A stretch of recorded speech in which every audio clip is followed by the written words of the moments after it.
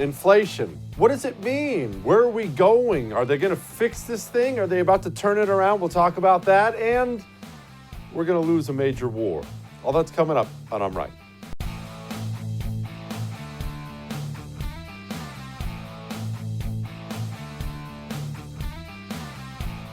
Inflation. The economy.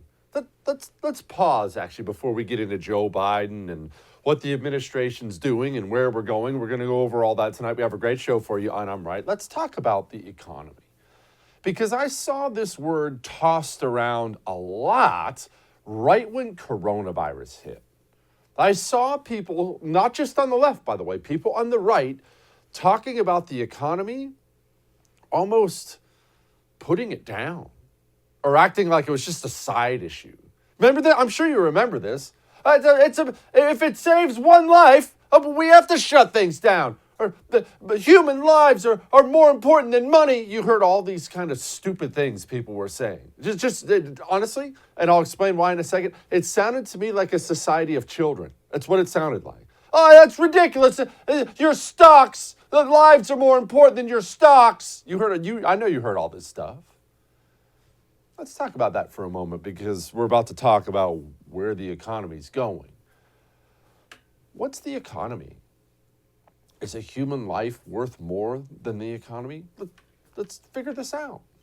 I want you to pause for a moment as you're watching the show tonight, and thank you again for watching the show. I want you to think about just where you live, whether it be out in the country, suburbia, the city. I want you to think about where you live, and I want you to take just a brief 30-second accounting of everything around you in a 20-mile radius. Do you have roads? Do you have a hospital? Maybe several? Do you have schools? Think about your own home. I want you to take an honest accounting of everything that's around you in your home. Right now, are you sitting in the snow or rain or heat? Or are you sitting at somewhere close to about 72, 73 degrees? If it's too hot, what are you going to do? If it's too cold, what are you going to do? You're going to walk over and adjust that. If somebody, God forbid, I hope this doesn't happen, if somebody in your home starts choking on a peanut butter sandwich right as they hear the sound of my voice, are you going to be able to pick up your $1,000 cell phone and dial 911 and have a paramedic at your door like that? I want you to think about all the food. I want you to think about the fact that you, an American citizen, don't even think about this, and I don't either, but the truth is we should think about it every day. I want you to think about the fact that you, an American citizen, as you watch me right now, you're probably no greater than 20, 30 feet away from unlimited supplies of clean drinking water. Unlimited. This is a cup here. I think I'm 17 feet away from the faucet we have here at the studio. Unlimited. I could chug this right now in the air and go get 20 more. And you're kind of rolling your eyes right now saying, Jesse, but who cares? That's so stupid. Yeah, you don't have any idea how many people will die today because they don't have access to one glass of drinking water? You walk to the faucet and get endless supplies of it. And we're not even talking about the big stuff, right? We're not even talking about aircraft carriers and space shuttles and missiles and all these things. You see, I understand this is not fashionable, it won't be popular, and it certainly doesn't touch people's feels. The economy is worth way more than one person's life. In fact, the economy is priceless. It's what I was shouting last year from the rooftops. It's worth one life if it saves one life. No, it's not worth that at all.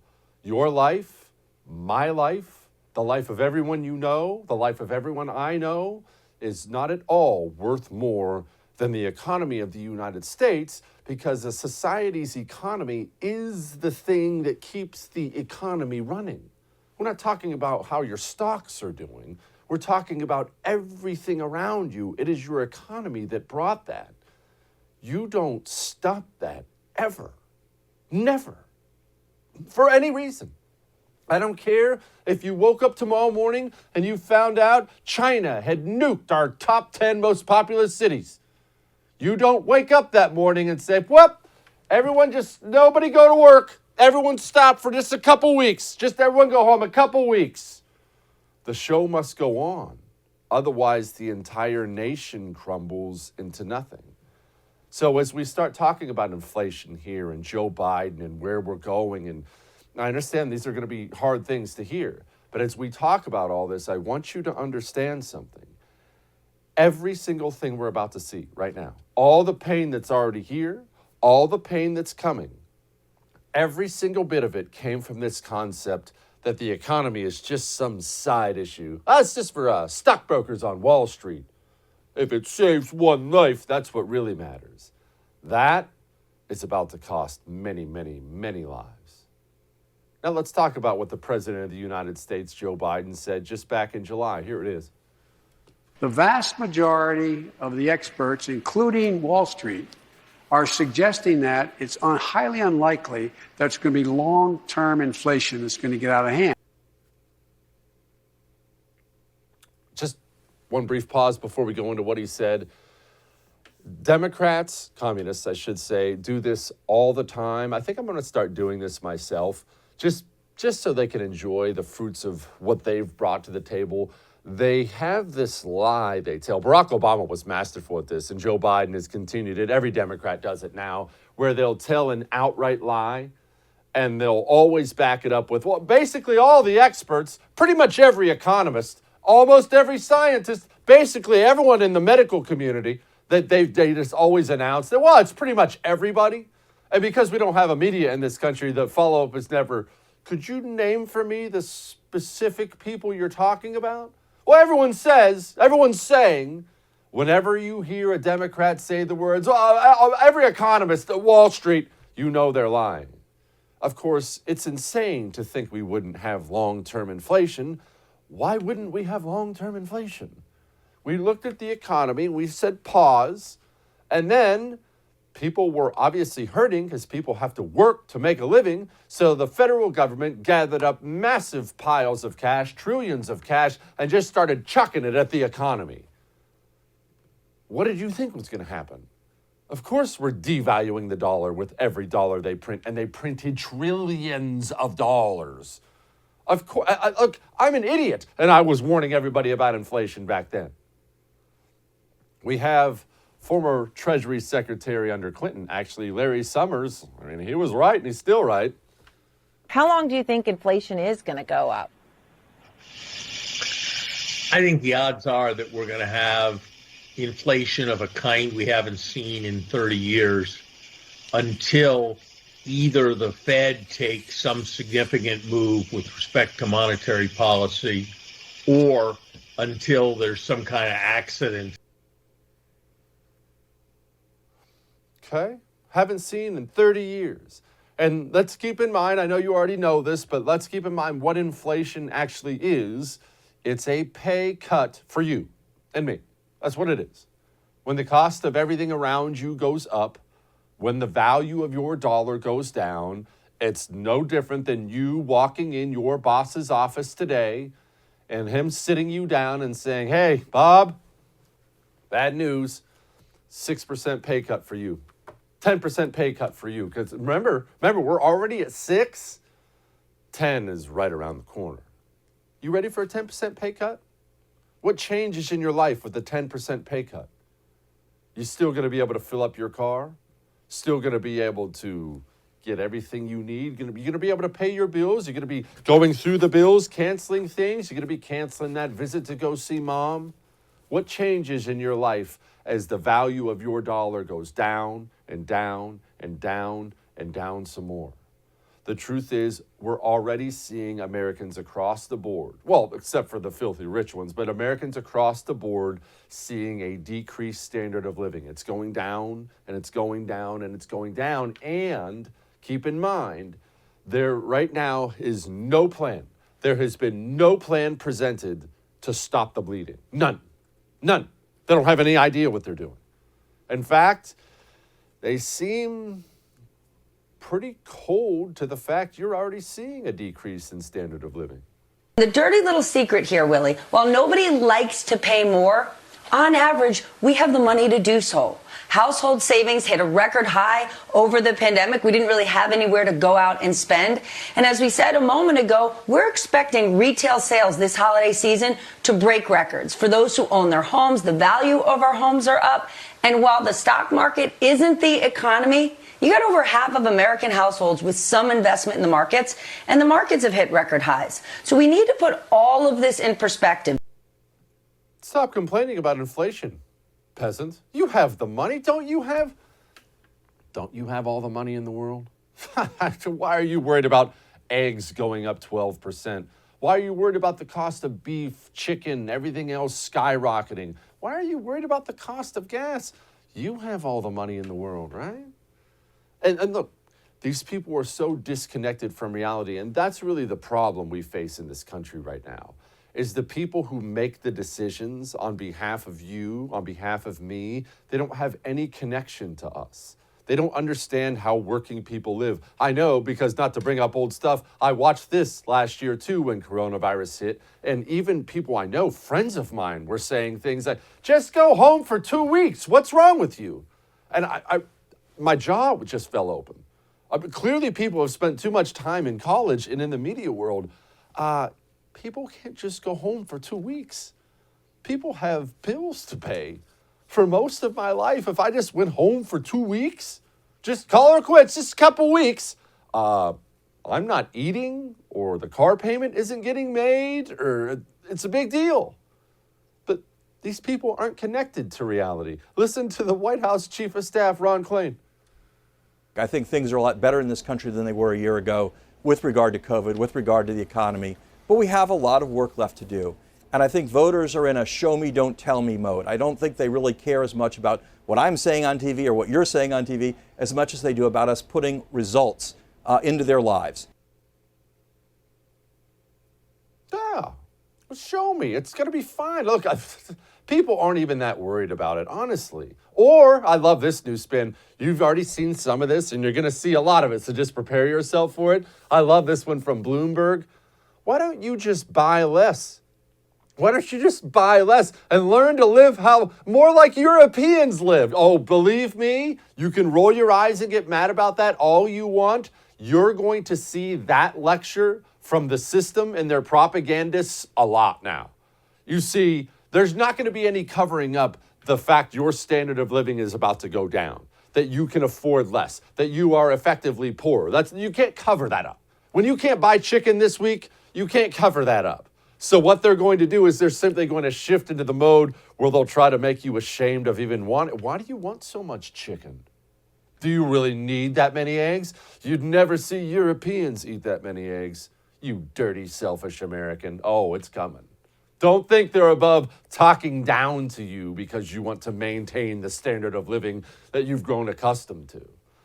And there's one other thing.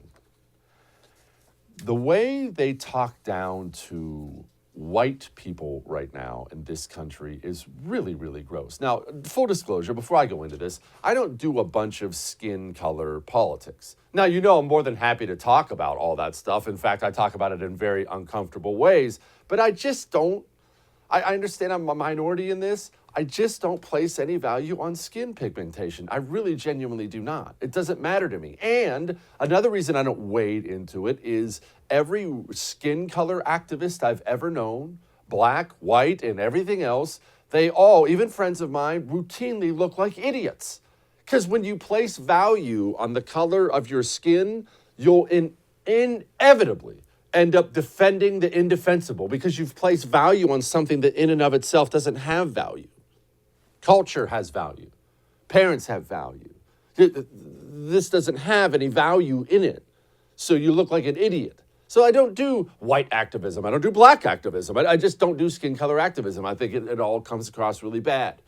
But are we really going to do the thing where the economy takes a downturn and the corporate press blames white people? Apparently we are. Well, how can the industry be more welcoming? Because I have to tell you, I talked to a lot of truck drivers and preparing for this segment, and most of these truck drivers are people of color, and they talked about, hearing some of the racism over the CV. This is, again, an industry populated by a lot of white men over the age of 55. This group of people overwhelmingly voted for Trump. Some people have talked about, aggressive truck drivers cutting them off or not being helpful. The way these people talk, I'll tell you. And again, I don't do the skin color activism, I just don't care for it.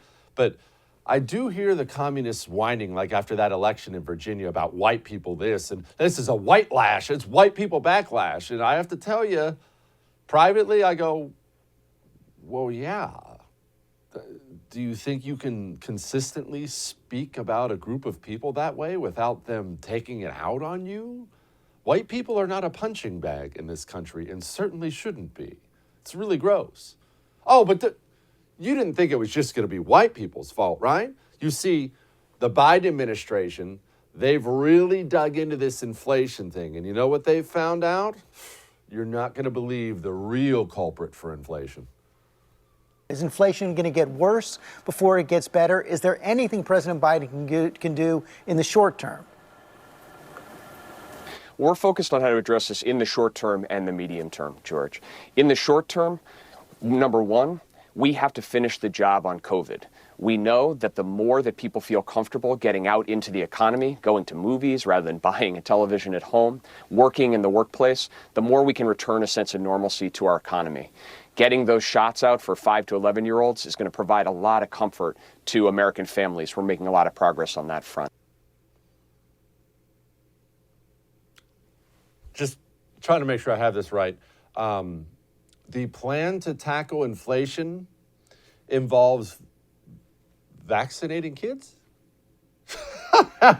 When I tell you things are about to get worse, I'm telling you things are about to get worse. The people in charge aren't even interested in tackling the problem. They don't even think there's a problem. And all that may have made you uncomfortable, but I'm right. We have the great Dave Marcus joining us next. He's got a lot to talk about. But speaking of all this financial stuff, are you in debt? Are you buried in debt? $10 or more, maybe? Make a phone call for me.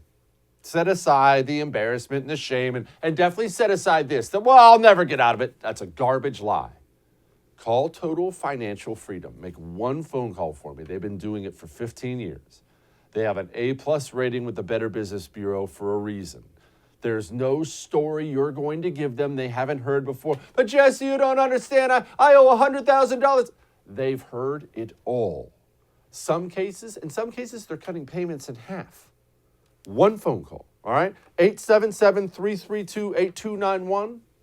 877-332-8291. Make sure you tell them Jesse Kelly told you to call. You're going to get an extra something free, all right? We'll be back.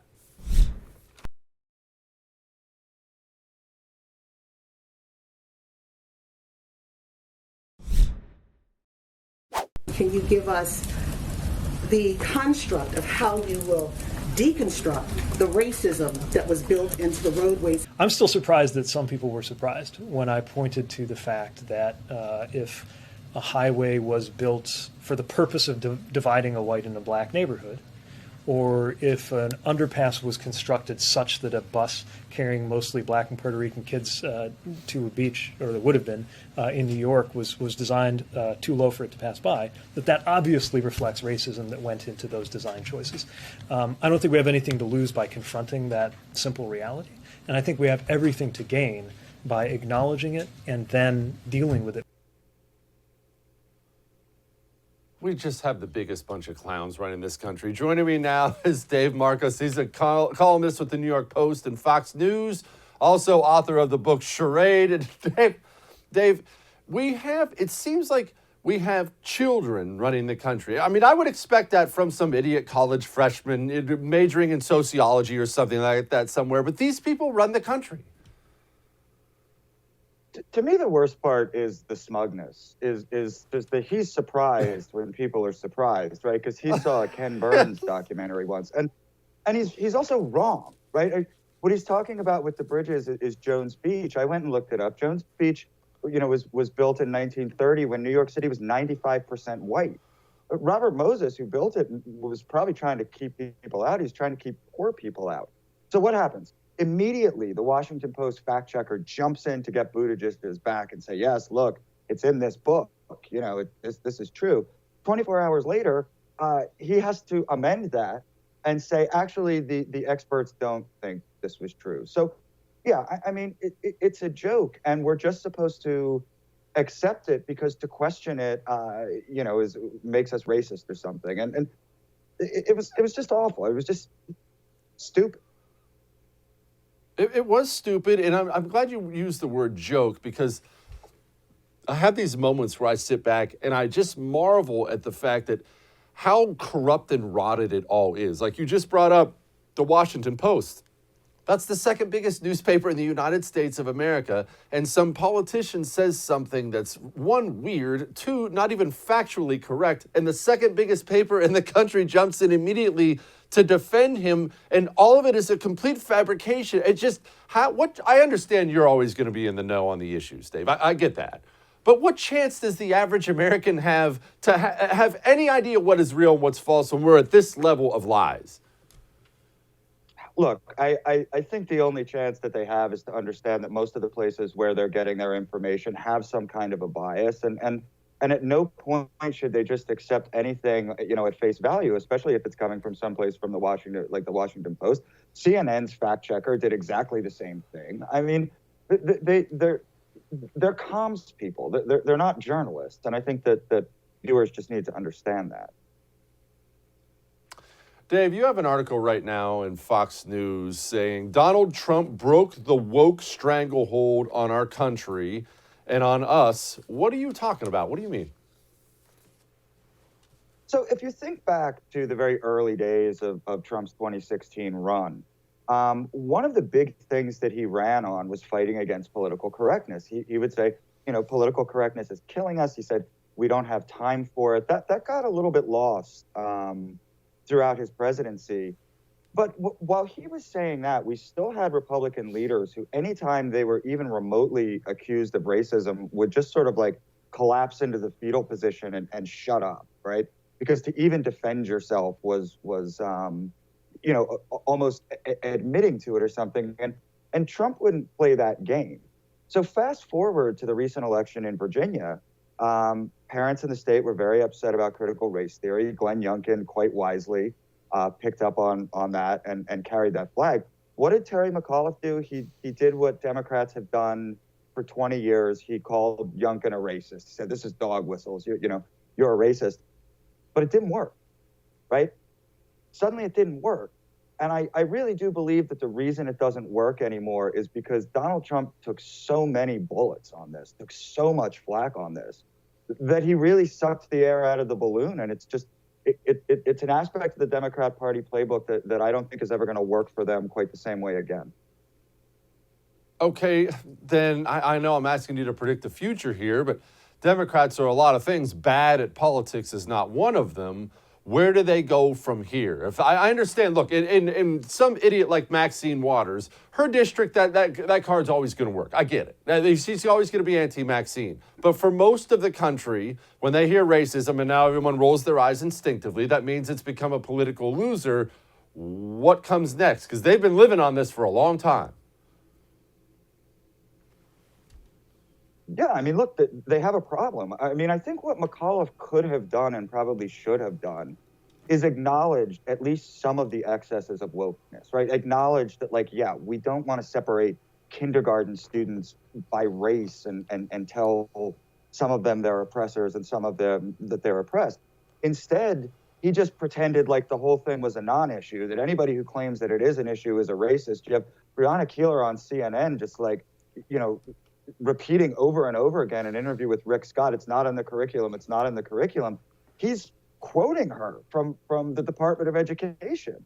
And they just can't shake this. And I think they need to. I think they need to find a more nuanced argument in regard to these things. But are they capable of it? I'm not sure. Will AOC let them? I'm not sure. Well, you say Donald Trump broke that. Do you think the GOP is bolder now than they were before? Because Lord knows they need to be. I do think so. I think that some of the courage that at least many of them sort of screwed up after everything that happened with January 6th, where you had this immediate reaction of sort of like, this is really bad. And then as the facts sort of came in, more and more House Republicans became resistant to the idea of this bipartisan commission. They really put Pelosi in a box where she had to create her own commission, which is deeply unpopular, her own committee, which is deeply unpopular with the American people. So I do think you are starting to see a Republican Party that understands it's able to fight. I also think you have a slate of primary candidates, guys like Joe Kent, guys all over the country who are clearly fighters in a way that the old school of the Eric Cantors of the world just weren't. I saw this in the Daily Beast, and I have to ask you about it before I let you go. Chris Christie, Liz Cheney, they think that's the ticket that could they could bring Trump down. Is that the ticket that's going to bring Trump down? No, that's absolutely insane. I will say this though, and you and I may well disagree on this a bit. I put them in somewhat different boxes. I still think, at least at this point, depending on how much farther off the farm he wants to go, there still is a place in the GOP and the conservative movement for Christie. He's a Northeast Republican, right? Northeast Republicans are different. 6 of the 13 House members who voted for the infrastructure package were from New York or New Jersey. I think that can still be in the tent. Cheney can't be. I mean, Cheney's a Democrat at this point. I think her willingness to completely abandon the party and be on this ridiculous January 6th committee, she's out. And so I do put them in different boxes, but no, obviously neither of them are really the future of the GOP. Oh, thank God for that. Dave Marcus, thank you so much, my man. Thanks, Jesse. You shopping for insurance? Don't worry, we're going to get to the Marine Corps and all the woke garbage here in a second. It is a sad day for my beloved Marine Corps. But let me ask you, you shopping around for insurance? Have you called One Share Health yet? Because here's what happens when people shop for insurance. They think about the gigantic insurance companies, and they'll just make 2 or 3 phone calls. Maybe put in some internet searches. But do you realize there is a faith-based group out there with outstanding coverage and virtually unlimited coverage options for you that is extremely affordable? And I mean, we're talking the works here. Vision, dental, you name it. One Share Health is here for you. You just have to make a phone call or go online. Go to myonesharehealth.com/Kelly. That's my.onesharehealth.com/Kelly. You get a free quote in seconds. It doesn't take hours. In seconds, you get a free quote. Don't forget to use the promo code Kelly, by the way. Get you $75 off. Faith-based group, not one of these other jerk insurance companies, a faith-based group with options, affordable options for you and your family. Go now. We'll be back.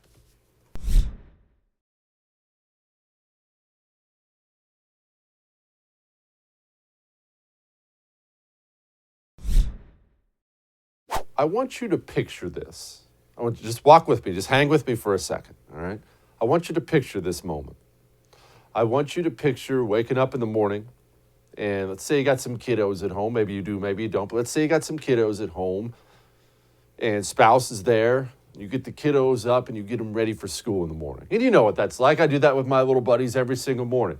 They're talking and joking and doing stupid stuff, and you're making them breakfast, and you're laughing, and you're talking about what their day's coming up, and talking about studying and problems they may be having at school. And then it comes time to walk them to the bus. They're going to go get on the school bus. They're going to go to school like kids do all across the country every day.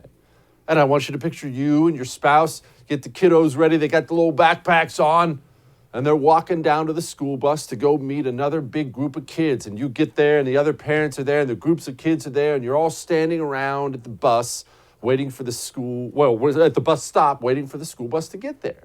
You're all talking, enjoying yourselves. And then you hear planes in the sky.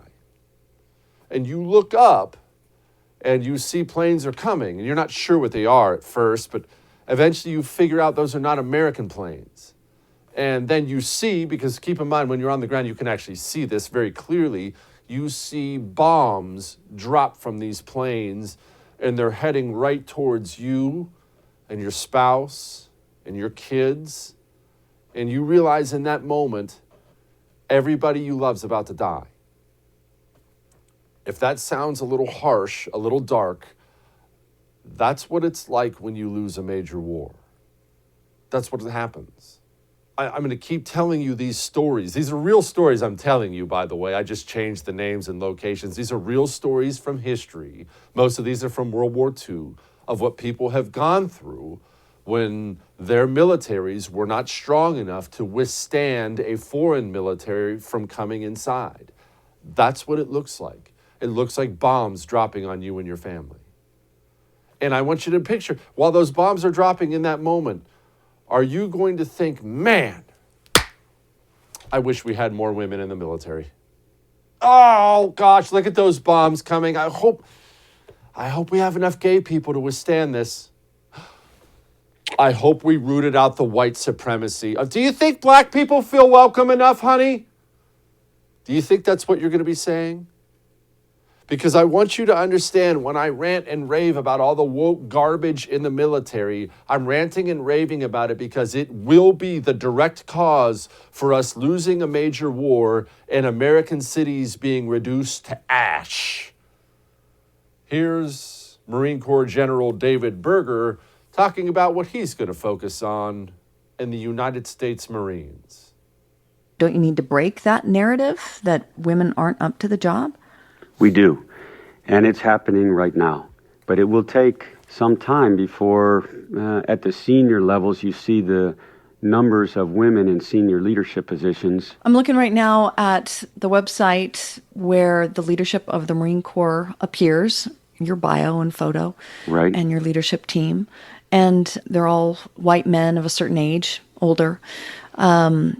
How do you want that perception, both externally and internally, of what a Marine is to change? The goal, I think, as Secretary Austin points out, the goal is to reflect America, to reflect the society we come from. And we do on the front end. That's how it looks when we come into officer candidate school, when we come into boot camp. But over the course of 30, 35 years, it ends up not looking like what it came in to be. So we have to change that. I'm sorry? I would have almost sworn I just heard, maybe there was something wrong with my earpiece. I would have swore I just heard the Marine Corps generals say the goal is to reflect America? What? The goal is to defend America. What? Reflect? I don't care if the Marine Corps is all white. I don't care if it's all black. I don't care if it's all men.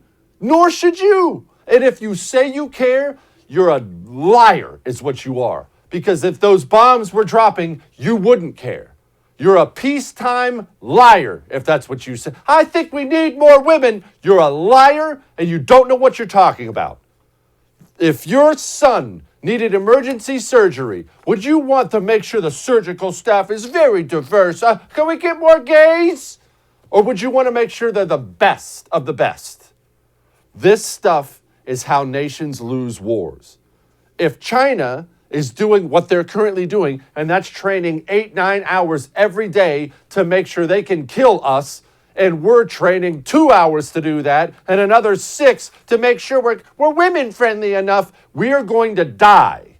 I have told you before, I'm telling you again, your military is not good. You think you have a good military? You have painted rust. You have fancy equipment. You have excellent frontline troops. Our leadership in the military is a disease. It is a virus that is killing it. And if we do not have a military that can defend the borders of the United States of America, we are going to die. The world doesn't change. I know it's so easy to get trapped in our own little time and place, right? And we're Americans. And so we've always been so safe here. Couple big oceans, land of the free, most powerful military in the world. I don't care how old you are. If you're listening to the sound of my voice, that's the only reality you've ever known. Best military in the world. America's untouchable. History doesn't lie.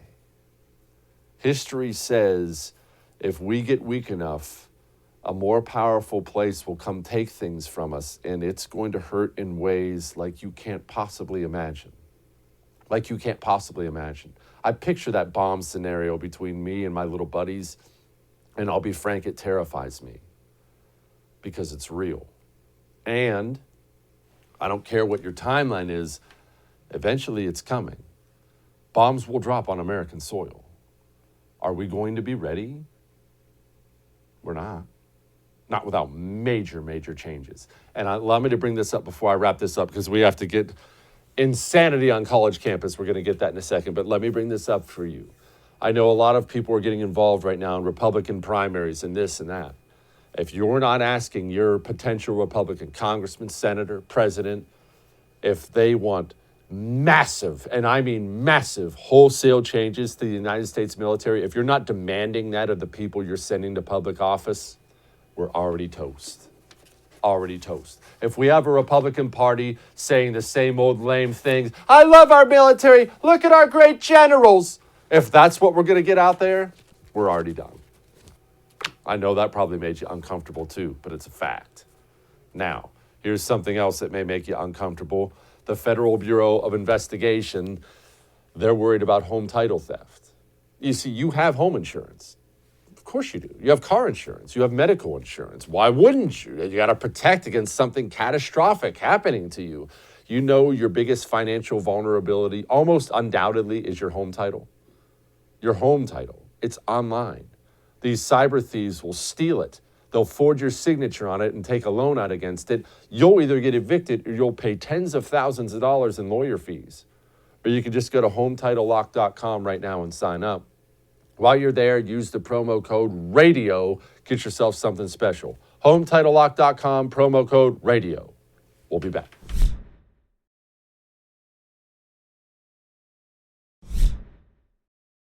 Here's some things that you need to know about me. Number one, if you are a person of whiteness, I don't give a f***. I don't give a f*** about your comfort. I don't give a f*** about your feelings. I don't give a f*** about where you think that your place is in the world. I should be used to this by now, but I'm not. There's no safe place for BIPOC to exist when whiteness is present. Turn off the Fox News. Do your parents listen to Fox News? Most of y'all parents are dumber than you. I'm going to say that out loud. My parents are freaking dumb. Okay? And the minute I figured that out, the world opens up. You don't have to do everything your parents say, and you don't have to believe everything your parents believe, because most likely you're smarter than them. That's what they're teaching your kids. Joining me now, Angela Morabito. She is a campus reform fellow and former press sec under Betsy, Department of the Education Secretary, Betsy Davis. All right, Angela, how are parents supposed to navigate this world where they feel like they should send their kids to college? They clearly understand there are some bad things being taught in college. What advice would you give to a parent these days? Because I got to be honest, I got two sons coming up, approaching college age, and I don't think I want them on these campuses. The very best thing parents can do right now is be aware. We're seeing that awareness start to have ripple effects, just like we saw a couple weeks ago in Virginia and in New Jersey. Parents don't want to hand over their children to a left-wing activist for 7 hours a day, and quite frankly, who could blame them? So the answer here is to keep showing up for your kids, keep asking those questions at school board meetings, keep demanding an education that's meaningful, that's not indoctrination. A decent education shouldn't be a favor that you have to ask for from your local school board. It should be a given.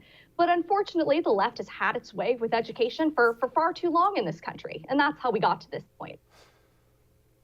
Angela, could I make the argument, and feel free to disagree with me here, that the right-wing way of thinking that there shouldn't be indoctrination is actually what killed us? Because, of course, there's going to be indoctrination. You're teaching kids. The human beings are teaching smaller human beings how to think. They're going to be indoctrinated in something. They should be indoctrinated in what we believe and not what they believe. Well, the only kind of indoctrination I would want for the next generation is indoctrinated with how to read, write, and do math and science. Every teacher has a right to their opinion. Of course, we can't expect adults not to have opinions, but we have to expect them not to force those opinions on kids. It's the parents' job to teach about social issues in whatever way and to whatever extent that they see fit. And I think we got a note here that this really starts with the teachers' colleges.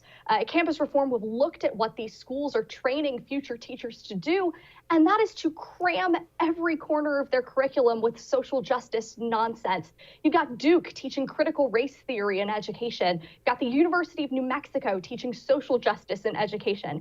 I could rattle off a very long and very frightening list of what future teachers are learning. And the fact is that until we start calling it out on college campuses, it's just not going to get better.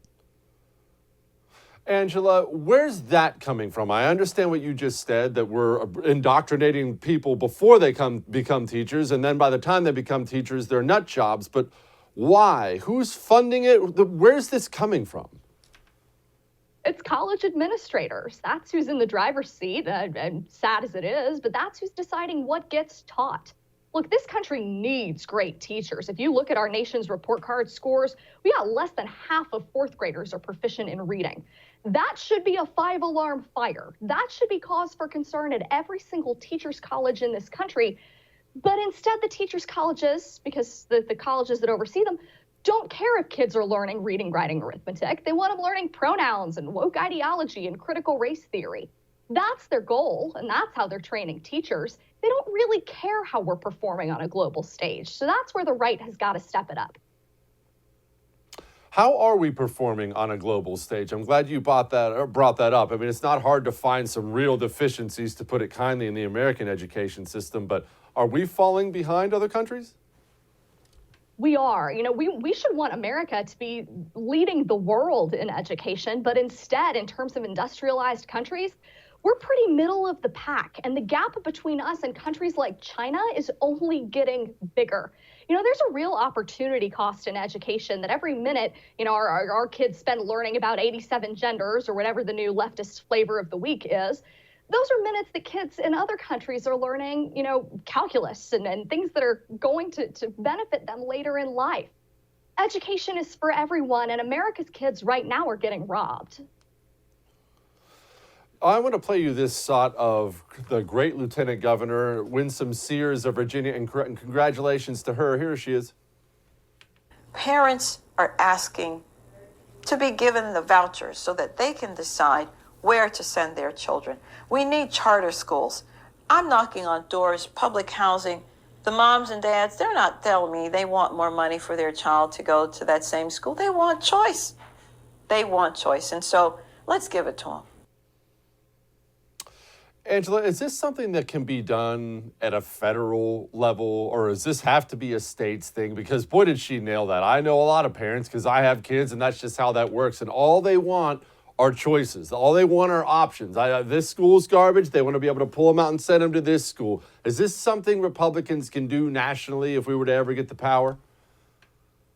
So nationally, I don't believe it can be done in one fell swoop. It has to be done the way we worked for it in the Trump administration, which is state by state, county by county, district by district. And we're seeing school choice build momentum because parents have figured out what really the right has known all along, which is parents need to be in control, and a government-assigned school shouldn't dictate a child's entire future. So the Trump administration was full speed ahead on this. We've watched the Biden administration completely abandon it. But the magic of school choice, it goes beyond the buzzwords here. It's that schools really have to compete for students and for funding. That's the only way they'll get funded.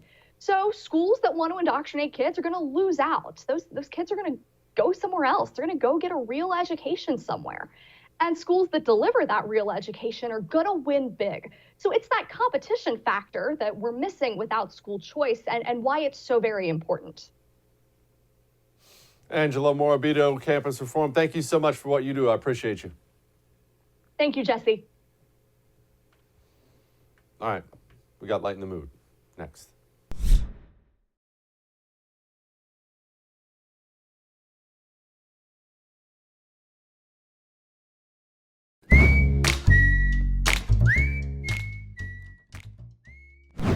You know, I'm nice.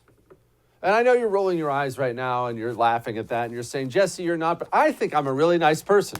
And so I don't understand why all of my viewers, they're so mean to me. You see, I went to Washington, D.C. last week. I'm sorry, that's why I was gone for a few days. I had to go to Washington, D.C. There was a big Veterans Day event at the Lincoln Memorial where we were reading off the names of everyone who died in Iraq and Afghanistan. It was actually a really wonderful event, but that's why I was gone for a couple days last week.